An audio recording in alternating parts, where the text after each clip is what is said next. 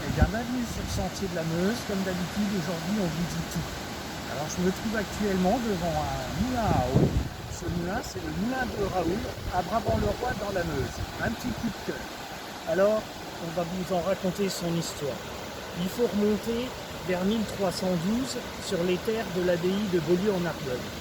Pourquoi? Bien parce qu'à l'origine, ces terres et ce moulin appartenaient au comte de Bar. Et bien entendu, entre les conflits qu'il y a eu avec la couronne de France, en dédommagement sera accordé à l'abbaye toutes ces terres vers 1312. À force de travail, les moines vont y bâtir ce moulin.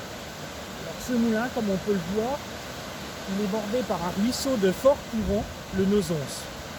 Ce qui permet d'avoir plusieurs moulins sur ce ruisseau, notamment à Venise, en l'ancien moulin de Villers-au-Vent, le moulin dit de Perrois, et ici le moulin de Brabant. Alors c'est un moulin avec une belle cage, comme on peut le voir à l'époque, on peut s'en douter, et une très très belle roue, qui lui permet, grâce à un bief important et deux vannes, de pouvoir avoir dans son mécanisme deux meules. Alors ce moulin, il va produire de la farine à partir de différentes céréales, et puis également de l'huile de colza, accessoirement aussi broyer de la noix, et puis des morceaux de charbon des tomates. Ensuite, un petit peu plus tard, ce moulin, on verra, va connaître des difficultés importantes, mais l'histoire se passe toujours bien. Alors le moulin va couler des jours heureux jusqu'à la Révolution française, évidemment, puisque l'abbaye sera vendue en 1793 comme bien national. Du coup, le moulin, on va le vendre et le céder pour un bail de 50 ans à un meunier qui va l'exploiter et qui va continuer l'activité.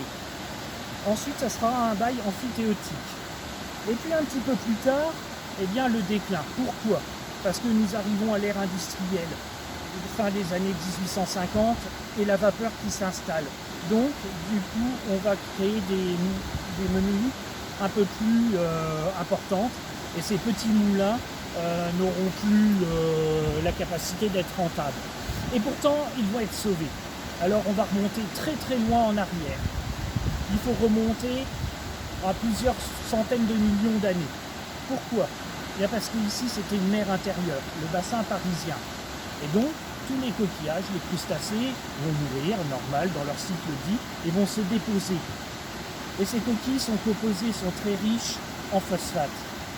Du coup, les terres sont très très bonne qualité pour la culture.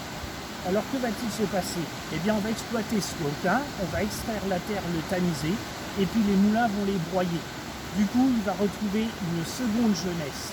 Mais malheureusement, la Première Guerre mondiale arrive. Et là, un ingénieur chimiste français va mettre au point le phosphate industriel, bien plus rentable. Ça va être donc le déclin définitif du moulin, qui petit à petit cessera son activité.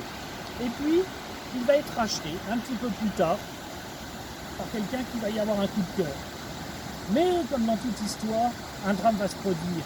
En novembre 2013, le moulin va s'embraser, totalement, entièrement détruit, ravagé, plus rien à récupérer.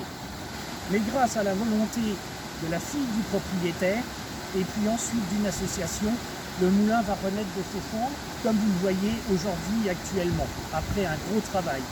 L'association, elles vont faire un lieu culturel, des spectacles, des marchés artisanaux, et ça va permettre à ce moulin de retrouver une âme et d'être vivant. Et d'avoir pu remettre une nouvelle roue, ainsi qu'une partie du mécanisme. Voilà, on vous dit tout, à bientôt sur Sentier de la Meuse.